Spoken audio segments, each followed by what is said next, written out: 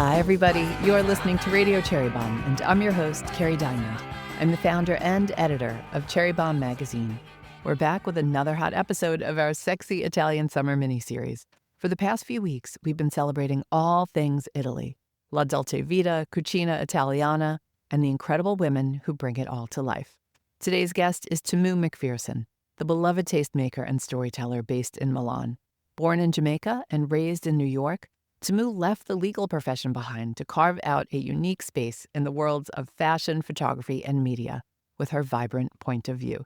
She's the founder of All the Pretty Birds, a platform that celebrates diverse voices and personal style, and she's recently branched into the world of hospitality. She has a tabletop and picnic collab with Bitossi Home, the Italian housewares company. If you're a tabletop nerd, you absolutely need to check out their website. I'll put the link in our show notes. And she launched her own rosé, Tamu Rosé, with an Italian winery that is very near and dear to her, as she's about to tell us. Tamu shares her take on sexy Italian summer, the best place to have a picnic in Italy, how she learned the customs of her adopted country, and how she learned to trust her gut. Stay tuned for our chat. If you love Italy as much as me and Tamu, you need to check out our special Italy issue of Cherry Bombe's print magazine. Of course, we have a story on Tamu in there. We just did a cover reveal on Monday. Be sure to check that out on our Instagram. You can head to cherrybombe.com to pre-order your issue. The link is in our show notes. It is such a delicious issue, and I can't wait for you to see it. This episode of Sexy Italian Summer is brought to you by Nonino, the family-owned, female-led Italian distillery that's redefining what's in your glass this summer. Their secret? Spirits that take your aperitivo hour from basic to bellissima in one sip. As you're planning your aperitivo hour, there's no better place to start than with the famous paper plane cocktail. It's a cinch to make, as it's equal parts Nonino Amaro, Aperol, bourbon, and lemon juice. The paper plane is bright, bittersweet, and looks like summer in a glass. If a spritz is more your style, there's L'Aperitivo Nonino. Floral and fresh, L'Aperitivo Nonino can be topped with Prosecco or sparkling grapefruit soda and a squeeze of lime for a refreshing twist on the summertime classic. And then there's Grappa, the signature spirit of the Nonino family. They were the first to take the grape seeds and skin left from the winemaking process and create single varietal Grappa. When you sip a Grappa made by the Noninos, you'll realize it's been crafted with all the care of a fine wine. Whether you sip it or use it in your cocktails, Nonino Grappa is the perfect finale to that aperitivo hour you're planning. Feel free to invite us over. One last thing, Nonino is the result of 6 generations of strong, visionary women shaping the brand. Now that's a legacy. Chin chin to that. Today's show is also presented by Square. Some of you might not know this, but years ago, I owned a cute little coffee shop in Brooklyn. I sold it because I couldn't do Cherry Bombe and the coffee shop at the same time, but I learned so much about running a small business and having a brick-and-mortar location. One of my favorite tools was our Square POS. We did everything from there. Ring in sales, keep an eye on inventory, and track the discounts we offered every time customers brought in their reusable coffee cups. I appreciated how easy it was to use for me and the team. Training was a snap because the interface was so clean and well-designed. Today, Square, the point-of-sale technology that helps you manage everything, from payments to staff, customers, insights, and lots more, has the backs of more than 7 million businesses. The team at Square knows how hard you're hustling to keep your businesses alive and thriving, and that you're looking for ways to save time and be more efficient. Just in time for summer dining, Square has a new lightweight POS device that literally fits in your pocket. Called Square Handheld, it lets you take tableside orders, process payments, and manage inventory. I would have loved to have had that back in the day. When your restaurant is on your mind, which is probably all the time if you're like I was, think big and stress less with Square. Go to square.com/big to see how Square can help you. That link is in our show notes. Now, let's check in with today's guest. Tamu McPherson, welcome to Radio Cherry Bombe. Thank you for having me. I am so excited to talk to you, especially because we're doing this Sexy Italian Summer series. And for so many people, you are Italy. You are Milan. You've been our gateway to Italian fashion and La Dolce Vita and all those things. So I really appreciate you taking some time out of your summer because I know the month of August is very precious, whether you are truly Italian or you've made Italy your home. So thank you. Thank you. What is it about August in Italy? The time and the vibes really embody La Dolce Vita. Italians in general know how to enjoy life. And I see that really coming into focus during August. People go home or they go to their favorite vacation destinations and they really tap into the food, they tap into the pace, they tap into the style. I think that's what it is. So, delicious food, delicious company, and just like summer in the air, you know? Talk to me about that pace, because one thing that everyone has said to me is Italians know how to relax. Yes. So, the funny thing, I say pace and we immediately think slow pace, but that's not what it is. It's just how summer is consumed. So, whether they're boating, I don't know, Sardinia or in Puglia or Amalfi, and they have frenetic days, there's just the way that they go about it. So, from the coffee in the morning to the lunch to the dinner, it could be fast, but they're just fully enjoying the moment that it doesn't seem so frenetic. The whole sexy Italian summer thing that we have in our brains here in the US obviously is a little stereotypical, but how much of it is true? Well, I would say that it's all true because it is really centered around food and it's centered around custom. So, wherever they are, like whatever the coffee that it is that they drink, they're really going to do that. And they're either making a mocha at home on their stove or they're going to the local bar to have a coffee and have a conversation with the local bar owner. And then they're probably going to the beach club or going to the beach. So, they're either packing a little picnic situation to take to the beach, or, they're bringing their water in their basket or whatever it is. And then they go to the beach and they're there and they chat and they swim and they take sun and they're not running away from the sun and they're not covering themselves up. And, they always have the perfect beach wear. They super enjoy the swims in the Mediterranean. And then around lunchtime, they come back up, whether they stay at the beach club or they go home and they prepare whatever it is they're eating. And then, we don't do siesta in Italy, but there is like a little break where maybe you're just getting yourself together and resting for a while. And then around their aperitivo, you go back out, and you have an aperitivo with friends, or you just go directly to dinner. That's kind of the routine. And it's like every day. And, it's built around family, it's built around friendship, it's multi-generational, it's just fun. It's fun. And their customs are old. They obviously have adapted them to today's time, but they never lose sense of the style in which they do it all, and I'm sure like JJ said, Italians just do it better. I don't know if she shared that with you, but Italians tend to do it better. She sort of implied that if she didn't say those Yeah, exact words. yeah, yeah, And yeah. talk to me about aperitivo, because you know this. We have so romanticized aperitivo now.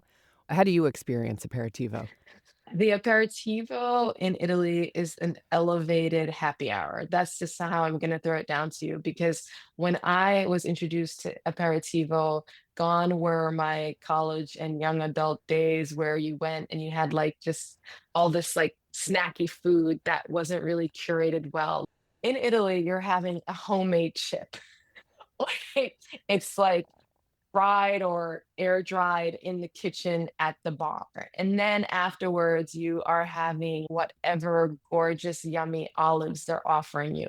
And then you're going to probably have mini sandwiches, like, maybe they're doing a focaccia with a prosciutto or something, but it's a spread of different items that are freshly made. There's nothing that is pre made, pre bought. It's all fresh and it's tasteful and it's flavorful and it's like really delicious. And then now I think today restaurants and bars are moving toward like cocktails, but more or less you would have seen wine before, definitely bubbles, prosecco or Franciacorta or even champagne. You would see definitely a spritz. And now you're seeing more cocktails because I just think cocktails have become more common in Italy, but it's just fabulous. And like if you're doing it during the summer, usually you're sun kissed, you're freshly showered, you're shining and glowing, and then you're arriving for your aperitivo, and your step is light, and you're kind of giddy because the summer is just unfolding so beautifully. Tamu, you look so happy as you were describing all of that to me. I know you still spend time here in America. Are you shocked at how the spritz has taken over? Absolutely not. It's Ah, sweet. It's sweet and it goes down really easy, and it's dangerous because it goes down so easy, and it's like it's the kind of thing that you can have 3 and you're like, "Oh my god, I've had 3," but they're really strong, so you have to be careful. I'm not, they're colorful, that nice blood orange red, and, they're refreshing. They're so refreshing, and I think they're delicious, and I'm not surprised, and I have to say, like, I don't have the language that you have in terms of food, but I would say they're chic. I would say they're very chic and they're very sophisticated and they're like very elevated when it comes to an aperitivo. So I think that's what is really, I think maybe the part of the like aspiring approach to like aperitivo and Italian aperitivo life. we'll be right back with today's guest. If you love all things Italy, you're going to love the next issue of Cherry Bomb's print magazine. And guess who is on the cover? It's Chef Missy Robbins of Lilia, Missy, and Missy Pasta in New York City, and Chef Nancy Silverton of Osteria Mozza, Kispacca, and more in Los Angeles. Yes, we have 2 covers, and every single page inside is inspired by Italy. Flipping through the issue is like taking a virtual visit to the country. We have features on lots of Cherry Bomb faves, from Haley Catalano to Mimi Thorison, and today's guest, Tamu McPherson. The Italy issue will be out this September. Head to cherrybomb.com or click the link in our show notes to subscribe or buy a single issue. Subscribers get free shipping. The funny part about us talking for Sexy Italian Summer is that you are not even in Italy right now. You are in the Hamptons. Tell me why you're in the Hamptons right now and not luxuriating on some beach in Italy. So it all starts with the fact that my husband and I studied together in New York, and he roomed with a very dear, close friend of ours who is American, but who spent all of his summers in Italy and who is very, very familiar with Italian culture. So they roomed together, and we're still friends to this day. Tonight, he's hosting a going away to college party for my son, where he's making all of his favorites. Long story short, when we began adulting, we decided that we wanted to spend our summers close to he and his wife, and they always spend August here. So we rented a house. We rent this house, which is just around the corner from their house. And like yesterday, I was just on another phone call and I was telling the person with whom I was speaking, I was like, yesterday's lunch was like, and I go into like everything he's prepared. The fact that we're here is centered around friendship, long-term friendship, and food, our love of food and our love of being together, and our bond, and how important it has been to us to maintain that bond and to cherish our friendship. That is so beautiful. But Tamu, you need to go back now and tell us about that lunch. Okay, so basically that lunch, oh, so our other classmate came over. He's from Rome, and these 2 friends grew up together, actually. My husband just met them in law school. So they arrived yesterday, and we did a birthday party for our Roman friend's mother, and it consisted of a cherry tomato and shrimp pasta. We were in 24 at lunch yesterday. And yeah, these are all our friends and our children. And then we had a salad with, I feel like it was roasted zucchini, perhaps. And then there was delicious steak. And then there was sweet corn. And then my friend's daughters, ages 13, 6, and 3, made a yellow cake, but they decorated it with blueberries and strawberries. It was so delicious. And then we had my wine there, Tamu Rosé. That was lunch. You mentioned Tamu Rosé. How did you Yes. wind up in the wine business? So essentially, because I was out here and I have been out here for 20 years, 20 plus years, we drink rosé like it's water. And I remember back in the day, JJ Martin saying that because yeah, that rosé is like rose water and it truly is like holy rose water. I wanted to embark on a new project and I was thinking about all of the things that I could do. And so I really researched the market and I researched like what felt truly authentic to me personally, and it's rosé, and it's rosé because it really has accompanied my friends and I throughout the years, like, whether it's joyful moments, whether it's sad moments, but it's always been tabletop at these lunches, at our dinners, at our celebrations, and also, like, from the standpoint of it being yummy and delicious to the standpoint of it looking beautiful on the table. I love it, so I wanted to launch my own. And so thought about it for a long time. And then I approached the winemaker and I expressed why and how and like how I felt about rosé. And we were able to come up with this rosé. It's not a blend, so that's I'm not saying blend.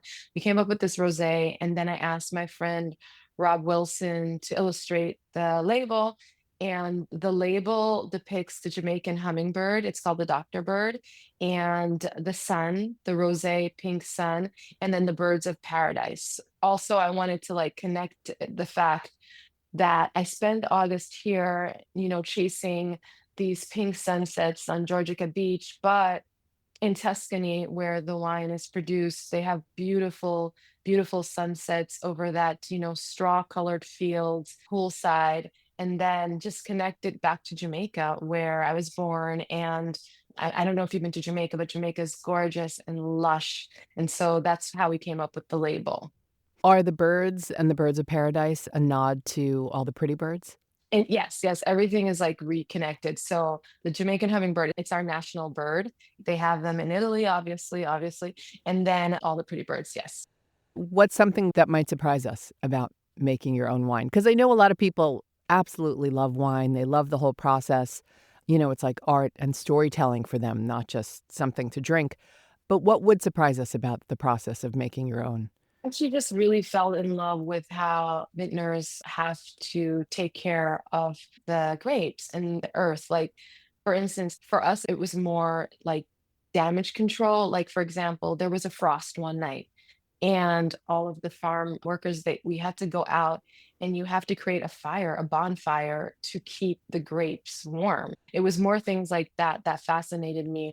Or for example, if there is some kind of infestation, how serious it can be and how it can wipe out the harvest. Or for instance, if it rains too much, it can wipe out the harvest. I learned more things like that because from a practical and pragmatic standpoint, like how you have to save and take care of the grapes, that's where I was more fascinated than anything else. And I know it's just strange because it's just the effort that goes into protecting the grapes. That's where I was more moved, to see a bonfire where they're warming up the field so that they don't freeze. It's pretty powerful.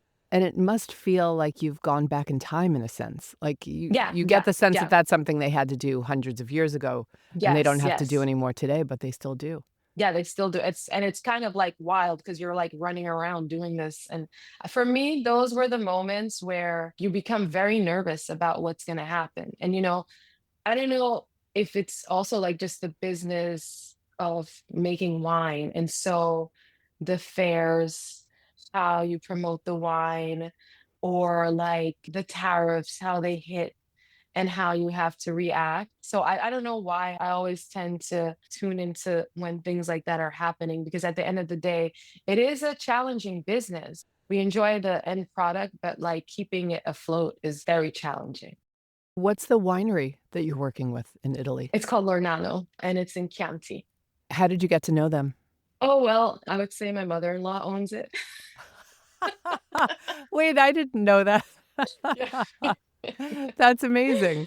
Yeah, yeah, yeah. Hey, listen, we Mm, love female business owners here at Cherry yeah. Bomb. So tell us about your mother-in-law. Okay, so my mother-in-law and her sister inherited this winery, and it's been in their family for 100 years. And it's a boutique winery, and they grew up there. They grew up going there. They know the land in and out. They have so many memories. My husband's grandmother was there all of her life. That's where like I met the entire family. for like the first time. I went one Easter and met everyone. And being there is completely steeped in tradition also because they used to spend Easter on to maybe October because the main house dates back from the 1100s, and then it was like built on, built on, built on until now, until like they purchased it after, obviously. It just has such a rich history, and just being able to like witness their traditions through that home as a Jamaican who grew up in the United States, then moved to Italy, just to be an observant of their traditions has also like taught me so much about living in Italy. And like I always say, that's, where I learned so much in general, because even there, they have like a ongoing aperitivo tradition. Like they do aperitivo every night when they're there. They drink the wine from the canteen. They put out like a beautiful spread with also like Tuscan delicacies. And they sit over this garden that is like a protected garden. A lot of the gardens are protected in Tuscany, but it's a very old garden, beautiful garden. They sit on the terrace overlooking this garden and they just chat, and it's really beautiful. Oh my gosh, I love that. And I absolutely love the family connection. I was reading the story that Clancy Miller wrote about you Yeah, for our yeah, Italy issue. yeah. And you talked about when you moved to Italy that your mother in law was your best friend. I thought that was so Yeah, she was. beautiful. It really was. So she helped us find our apartment. I always emphasize this to people because people ask me, I was like, a Black woman, you moved to Italy, how was it? And I always emphasize my place of privilege because I moved here and had been working as an attorney already. So I had already been working, and I also had a sense of value, a specific sense of value, notwithstanding the nuances that exist in the United States, being like a Black woman in law. I moved to Italy and my mother-in-law helped us so much. And so we moved there, and the next day, like the day after I got there, she didn't know a lot of people in fashion, but she knew like one person. So she took me to her showroom because she was like, I know you want to transition into fashion, so I'm going to introduce you to all the people I know working in fashion. So our first appointment was a showroom that she set up, and then afterwards, we just spent a lot of time together. Like we finished decorating our apartment together. And then I had a subscription at the Scala with her and her friends. It was the best school that I could have ever had because I was attending the Scala with opera experts and, well, apasionados. I wouldn't say they were experts. They didn't study the opera or the ballet, but they had been going all their lives. And it was like a crash course in culture. And it was also a crash course in language because I was studying Italian, but beginner's Italian versus speaking formally to adults is like a whole other thing. I always tell people it was humiliating, it was humbling, but you learn quickly, and like you because you're making it's so intimidating, and because you're making so many errors, you kind of grow a tough skin. But it was rough. And my mother-in-law is like an intellect. She's a professor, like retired professor of contemporary history. And so like the first book she gave me Calvino, like I could barely speak Italian, and she gave me Calvino.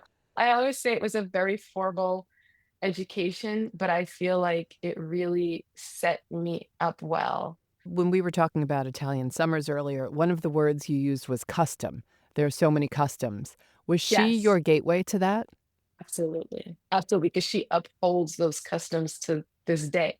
She's loosened up a little bit. She's loosened up because she's aging, and like to stay behind those customs kind of gets tricky in today's world. But definitely, definitely. And I'm so happy because when I wasn't with her, I was able to actually follow along. And should that be important? Maybe not, but it was initially. Now things are, I think, less rigid. However, when I got to Italy 20 years ago, like before people were online seeing other customs, before I think the culture was ready to like let go of some of the customs, you absolutely had to have some knowledge of what was happening. Can you give us a sense of what you're talking about? Because growing up here in America, folks might not really understand what you mean by customs. It depends on like the level of dining at the table meant for your family. So my mother-in-law had full-on tablescape. So, like, if you were at dinner at her house, you would have all the silverware. So, remember in Italy, they're still doing 3 courses plus dessert. She would have the full table scape with all of the utensils, with all of the stemware, with everything. And I remember it was okay to joke about it because my husband's uncle one day was like, "Where do we start?" He was like, "What?" He was like, "Which direction do we start?" And it was a joke because he absolutely knew, but I think he was trying to break the ice for everyone else. And so you were definitely expected to be able to navigate your way around that table and use the right utensils at the right time and like down to how I mean, she's so well versed. And there's not just one because she can switch it up and do many versions of that full table. And like so where the napkin placement is, where the dessert utensil, like she could do it on the fly. I had a book. I literally bought a book. Like with I did because I was not going to embarrass myself. And like shopping with her for all of those beautiful tableware, like I wasn't gonna let it go to waste, right? So I had a book and I used to use it every time she would come over. And I got pretty good at it. I can't help but think that all those things that you learned and everything you were absorbing as you enter into your hospitality era, which I think you are in right now, between the wine and the next project I want to talk about, your Bitossi Home project. It seems like you took the best parts of what you learned around her table and around the Italian table and have put it into this project. You're absolutely right. And like when I met with Ginevra and Mariangela, Ginevra is the CEO and Mariangela is head of style. I mean, the reason why we have those little forks in the kit is because how many picnics have we been to, enjoyed where we just don't even have the right utensils? Like we're there, we're using our fingers. And that was the thing about Italian style in general that I found. They have everything for every occasion. And I'm sure we do too in the US, and I'm sure in Jamaica as well, at a certain level of service. I just kind of feel like without fail, the Italians do.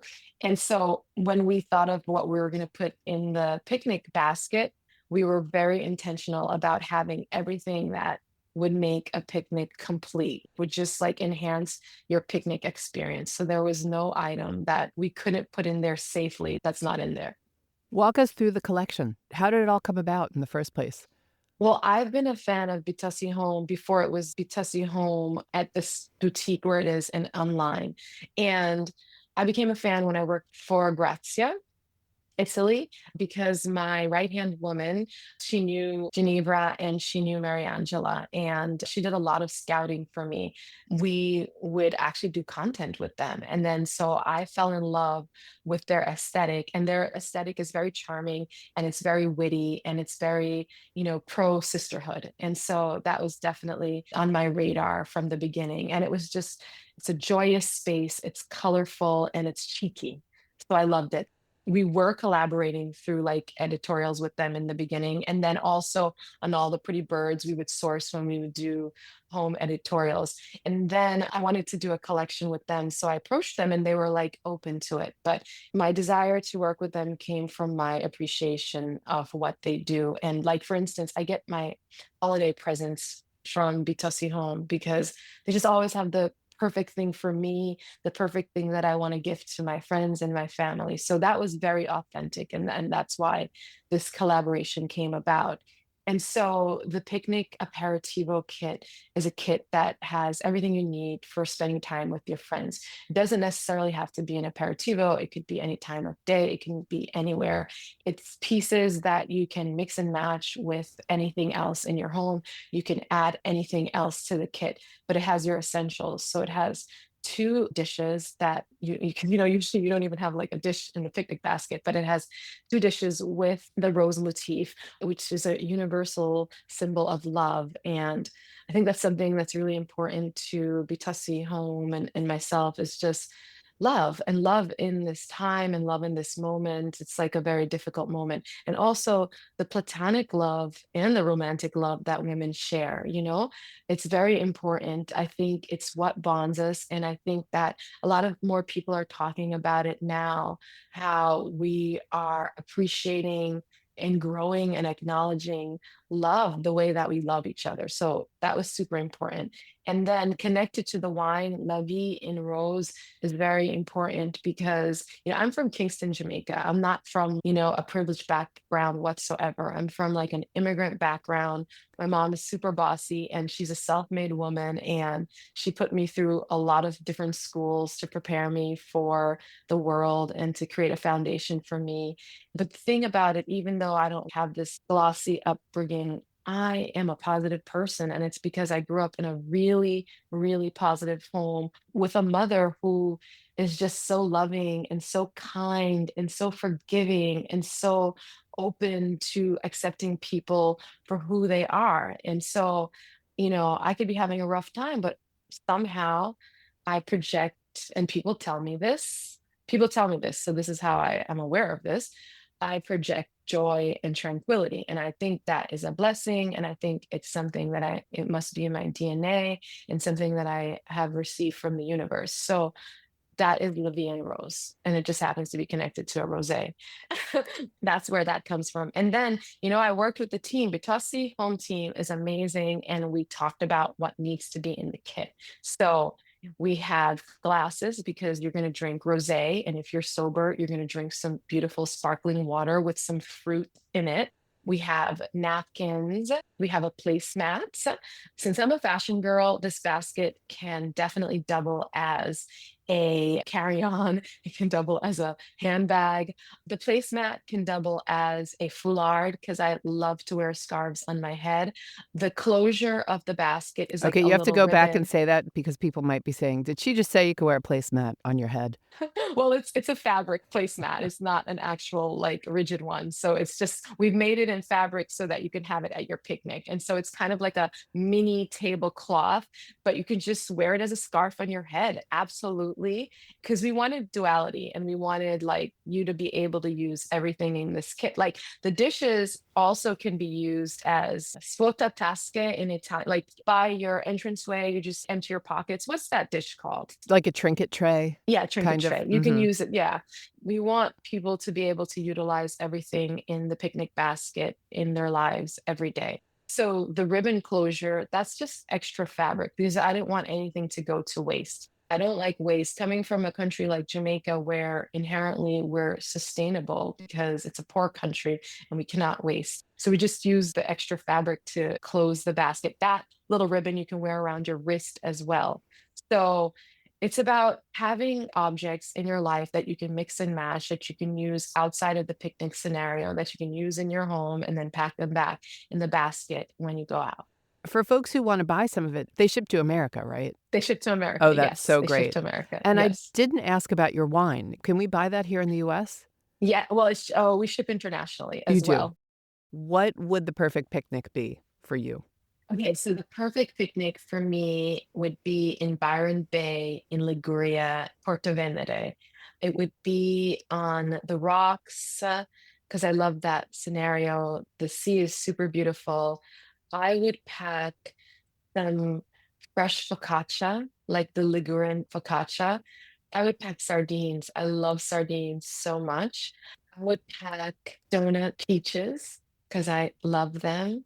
I would pack some rosé, some Tamu Rosé, some sparkling water, and I think that would be it. I think that would be a very simple picnic, and I would be with friends. And then there are all these seafront restaurants. So then after, well, we could leave it on the rocks. It's a pretty safe place. And we would just go dance at one of these restaurants. I wanna talk a little bit just about you and trusting your gut. You seem to me like someone who's very good, or at least maybe you've gotten very good at trusting your gut between pivoting from law to fashion and photography, falling in love with your husband and moving to Italy. Now you're sort of transitioning career-wise and like I said, you're in your hospitality era. Were you always someone who trusted your gut? I think I've always had good instincts. I have to say this, my mother has great instincts. My mother, when she moved to the United States, she had to figure out a lot of things without the internet. I truly feel like there was some kind of cosmic force guiding her, just because some of the things that she achieved with little to no help are really impressive. So when I think about the things that I need to achieve and I have all this access to things that she created for me and I have access to the internet, like I always go back and think, my mom wasn't able to do things without the resources that I have. That's the first thing. The second thing is that I grew up watching her work all the time and still hold a space for joy. That's really important. The fact is, at the end of the day, like me personally, she sent me to school. She sent me to school because that was going to be the foundation. So there's some people who are entrepreneurs and they just could start a business and they can do really well in the business. I don't feel like I have that experience because I went to school for so long. But what I do have, and I'm so grateful of, is that, I am JD MBA like in finance. Like I really have a strong educational background. And even if it's not related to what I do today, it did prepare me to navigate business in a specific way. And so I'm really grateful that my mom chose that path for me because it's a path that works for my personality and for who I am. And then because I feel like I'm self aware, I'm not going to say I'm very self aware. I'm not going to say I'm more self aware than the next person. But I feel because maybe I'm trying to compensate because I don't feel like I'm that entrepreneurial person by birth or it's like an innate thing. I love experience and I book my experiences. I put a bookmark in that. I'm like, okay, I experienced this and I experienced this, and now I can apply this to this scenario. And I think that's really helpful for me personally to fall back on certain experiences. But I also am very open to the fact that you think you've mastered something and then something else comes up, and I can surrender and say, well, what I learned is not helping me here, and then just use a mix of all of it to try to get through it. So I just kind of feel like you have to be a bit flexible and you have to be agile. And then that's kind of just how I operate. Or I ask somebody for It's help. always good to ask. You were an influencer, creator, all those things before we even had terms for that. Now, when you look out at the landscape, there are fewer magazines. Websites are having an, I guess, call it interesting moment because of what's going on with AI and traffic that's being generated from searches. What is your take on the creator economy today? I would love to know, just when you look at it, what do you think and what advice do you have for women who are either in the creator economy or hoping to be part of the creator economy? I think micro trends are definitely driving the creator economy. I feel anyone who's creating, who's new to creating, who wants to create, I think that they need to just focus on what they're doing. They need to focus on their audience always. They need to really hone whatever they're offering, whatever message, whatever communication, whatever content they're offering. I feel like they need to be patient. They need to believe in themselves, believe in their work. Don't let the algorithm make them feel that their content is less worthy, because I think that's a trap that we can all fall into. I feel engagement is super important. Engage, engage, engage with your audience and accept the fact that, when I think about my friends who are in communication at fashion houses, specifically, they are responsible to finding new voices. They are responsible for adding, a new flavor to their communication. So I always try to look at things from their shoes. The other thing that I would say is like, just don't be so nervous or so concerned. Obviously, it feels really oversaturated. However, a lot of these newer accounts, they can crash and burn because they're not putting the work into like what they're offering. So at the end of the day, I think quality is a marathon runner, right? It's a marathon, it's not a sprint. So quality lasts. Inherently, quality lasts. So always just focus on creating a qualitative experience for your audience, and that will last. And yeah, Yeah, be proud of the yeah, work you're putting out there. yeah, yeah. Yeah, absolutely. Okay, Tamu, last few questions. For somebody who wants to visit Italy in the summer, where should they go and when should they go? Okay, so I think you should definitely go like in June because all of my friends who visit, they say that, the crowds are really overwhelming when you get towards July and August. So if you can come in June, I would come in June. And if you have time, I would go to more than one region. And like if you can, I would fall in love with Lake Como because it's so romantic and moody. And then I would head to Tuscany. I would maybe even go to Umbria. I would definitely go through busy Rome, and then I would head down to the Amalfi.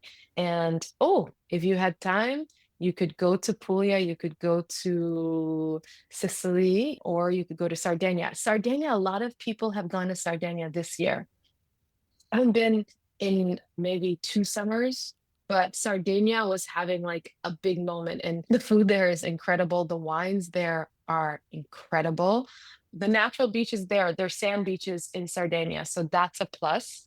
We have many places. Like it's a small country, but I always say that the concentration of nature is insane. Insane. Or go to the Dolomites. You know what? If you've never been hiking into the mountains in the summer, you will absolutely fall in love. It's so beautiful.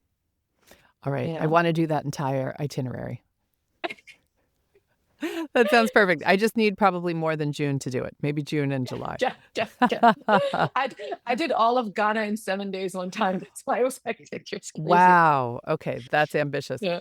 Tamu, it was so nice to spend time with you. It's just been great chatting with you.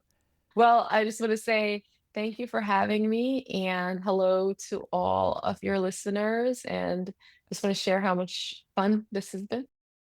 That's it for today's show. If you missed our previous Sexy Italian Summer Chats with Angie Rito of Don Angie and San Sabino, or with JJ Martin of La Double J, be sure to give a listen.